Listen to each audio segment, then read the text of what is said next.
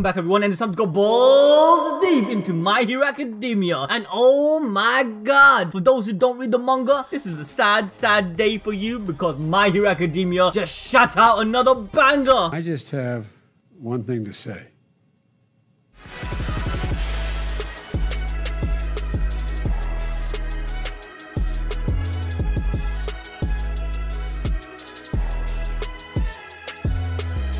After this chapter, I honestly feel that this arc is my all-time favorite within this series. Of course! Last week's revelation followed by this week's chapter is just perfection. And if you guys have been watching us for some time, you will understand exactly why. This chapter not only confirmed our analysis on Hawk's father being a criminal and thief who more than likely used his son to help him with his crimes, but also confirmed our balls deep prediction on Dabi's backstory and how he was believed to have died, along with our breakdown on how best Jeanist was alive all along. And even though all of this was revealed in this and last week's chapter, we have done a detailed version of each and every story in separate videos, and it will be pinned down in the comment section below. But before I get into this video, I really wanted you guys to know that even though all of you are aware of how powerful and insane my balls deep prediction quirk is, but in all honesty, everyone who supported us and is part of the ABD community made this epic journey possible. Our My Hero Academia ABD squad is the real MVP. Yes, I know that our Black Clover and even Naruto community blows us off the path, but guys, we are catching up.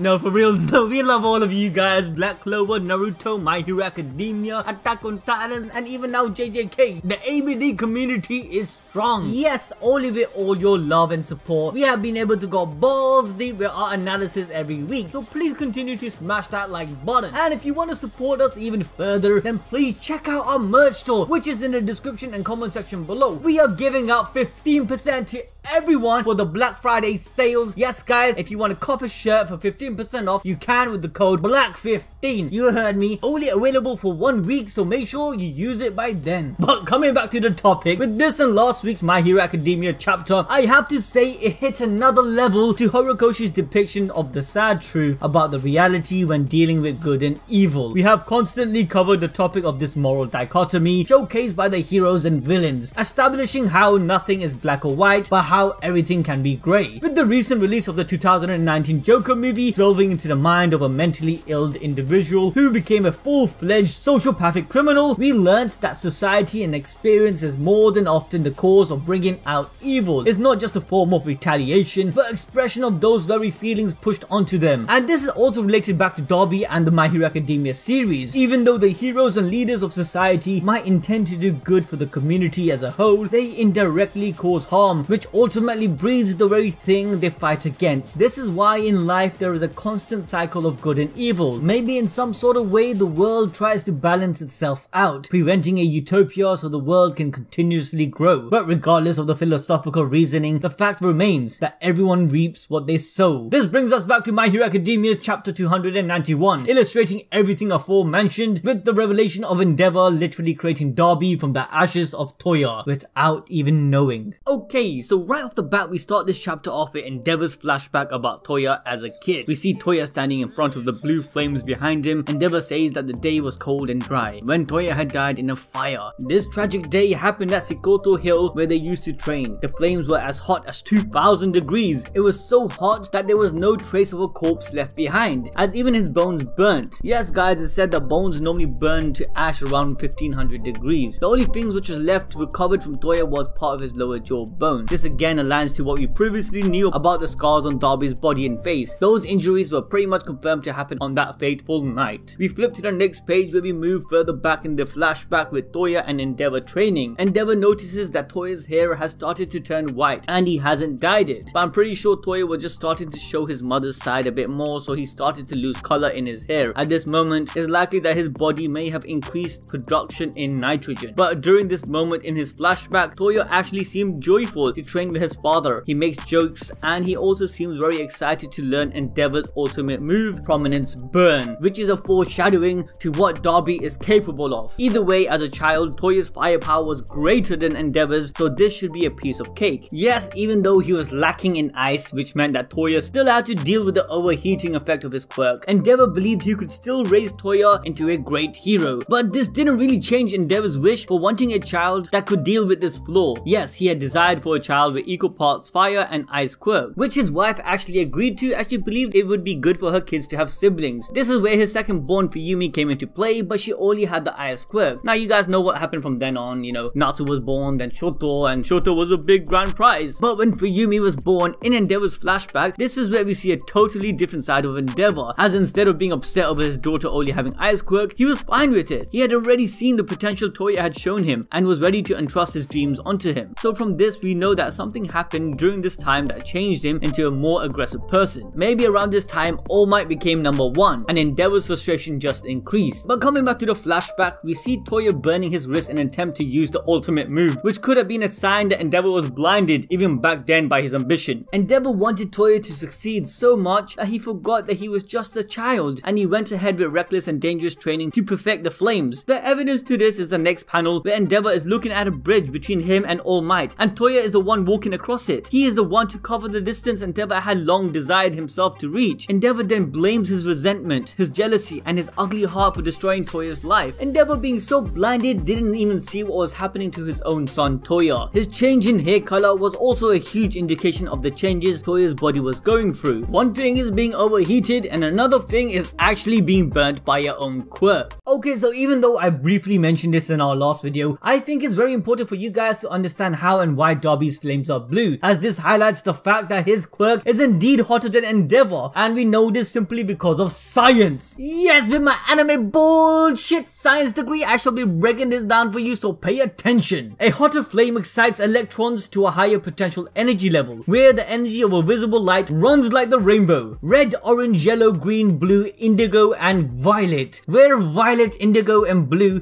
depicts the highest level of energy. You guys can even confirm this with the electromagnetic spectrum. But likewise, each heated element has its own set of particular frequency, though it follows the same spectrum. Now this might not be so accurate, but red flames correspond to temperatures from 980 Fahrenheit up to 1800 Fahrenheit. When the flames turns orange, the temperature usually reaches around 2000 to 2200 Fahrenheit. Now when the temperature even increases and approaches the 2400 to 2700 mark, then the flames appear bluish white. In fact, even if it increases more than that, it will have a distinct color of blue and white. Now the scale isn't 100%, so take it with a grain of salt, but it's around those figures. However, bringing this back to Dabi, as I mentioned in our last video, Dabi more than likely inherited components from his mother's quirk, in specific the nitrogen compound. Dabi's mother's ability to create ice is more than likely due to the production of liquid nitrogen within her body. This infusement of nitrogen can in fact produce extremely hot blue flames. In fact, not saying this is exactly the case, but it's possible that Dabi produces a compound known as carbon subnitrate, or also known as C4N2, which when burnt in oxygen produces a bright blue-white flame at a temperature of 9010 Fahrenheit and up to 10,340 Fahrenheit. Hey yo, what the fuck?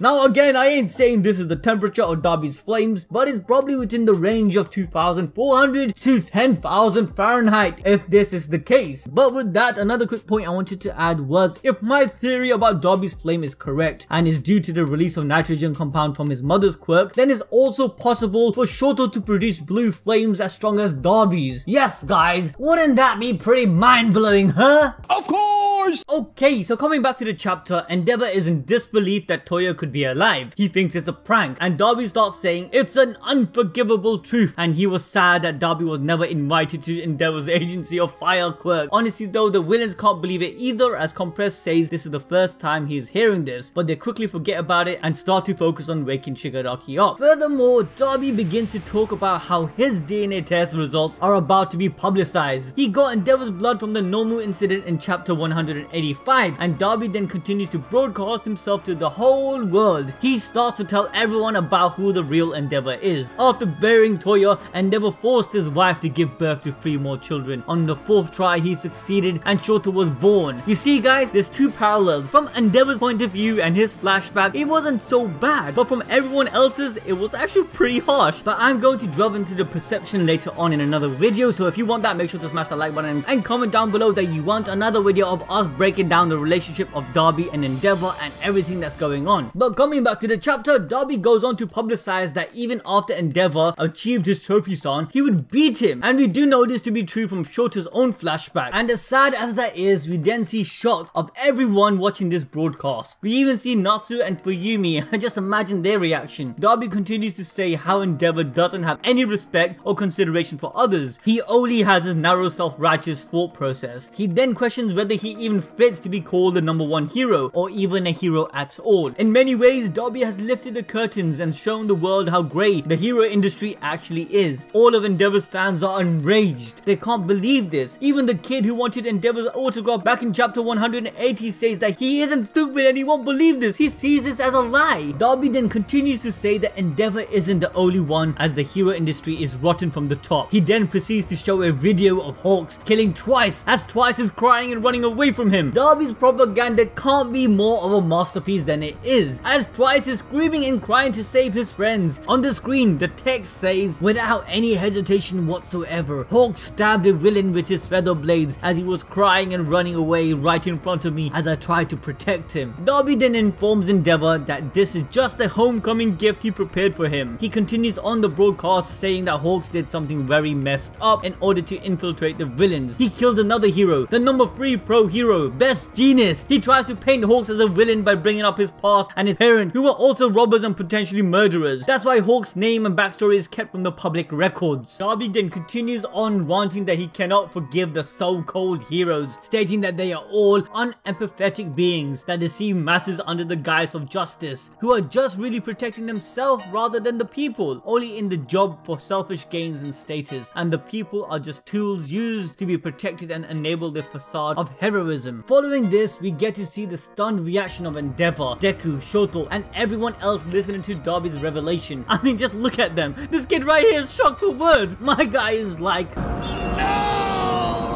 As Dabi stated himself, even coming from a villain, these words have literally shaken the public to the core. The family-friendly filter of heroes have just been removed, and the damage has been done. Like, after seeing and hearing the stuff about Hawks and Endeavour's past, who wouldn't be shaken to their boots? Gleeing in delight, Dabi leaps off Markia's back and prepares an attack as he thanks Endeavour for managing to stay alive this entire time till now. Endeavour is still in pure shock, and for such a fiery character, he is frozen in place. Meanwhile, inside Endeavour's head, back then he had believed that Touya had to be alive. Shouto, desperately trying to break his father's trance, shouts out, "Father, he's coming!" But then realizing his incapacitated father was in no position to react, he then tells him to stay back and protect Deku and the others, begging him to get it together. And you can really see Shouto's concern for his dad as tears drops from his eyes, begging Endeavour to move and protect them. Back to Dabi, we see my guy doing an Assassin's Creed leap of faith as he flames on and prepares to use Endeavour's very own ultimate technique, Prominence Burn. But just before he's about to do it, suddenly these large wires from above strike towards on Dabi, stopping his attack in its track. We then hear a voice, "Apologies for being fashionably late. Best Jeanist will now be returning to work starting today." Just as we predicted, Best Jeanist is alive. That's what I'm talking about! That's why he's the MVP! But seriously, I think it was pretty obvious that Hawks didn't actually kill Best Jeanist. I mean, despite what Dabi exposed, I honestly believe that Hawks isn't so evil to kill an injured person like Best Jeanist. And instead, on that fateful night, he went to meet him to disclose what was happening. And together, they came up with a plan. I believe that Jeanist was hiding the entire time to heal up, and his status was only known to himself and Hawks and potentially a tight few others in order to fool the League of Villains in the world. Now, as we mentioned for the past couple of months, This arc is going to end with a diffusion between the heroes and villains. Shigaraki is in no condition to fight and more heroes are gathering to the battlefield. Shigaraki and the villains will have to disengage from this fight. However, the damage is already done by Dabi. The faith in the heroes by the public will certainly waver after this altercation. Now, there is a way where the public view could change, as we did see Best Jeanist in chapter 289 and now he's actually alive. If Dabi says Best Jeanist was killed by Hawks and the Best Jeanist shows up to the battlefield, that means people will disbelieve in Dabi's words and it will just be said as the words of a villain once more, that it was all fake. So the belief in heroes will more likely not collapse, but the foundation of the hero industry and the My Hero Academia world will be shaken. Now guys, Ardell asked you lot on Twitter what you thought about the My Hero Academia chapter, and almost all of you agree with us that it was flames. Starting with a comment from Scrub Lord Sid, says that it was pure flames. Wait, what the frick? Hey Sid, why are you putting yourself in the script? This is supposed to be for the fans. Hey yo, what the fuck? Okay, here we got a comment from Leacock MC. Is that his name? Leacock? L-E-K-O-K MC says that it was really surprising to see that Endeavour wasn't a bad father before Shouto was born. Shouto's quirk turned him into a horrible father in person he was back then. So it was understandable that Dabi / Touya hates Shouto. Now, I don't specifically agree with this. There might be more to the story than we know, but you're right though. I do understand why Dabi hates Shouto and we will cover that in detail in our next video. So please make sure to stay tuned. And also, if you lot want to shout out, then make sure to follow us on all our social media platforms. Join our Discord and also buy the Deku merch. Remember guys, 15% off until next week. But with that guys, that's the end of this video. Make sure to smash that like button, subscribe, and if you haven't, ding that notification bell to stay updated. But with that guys, I'll catch you till next time. See ya!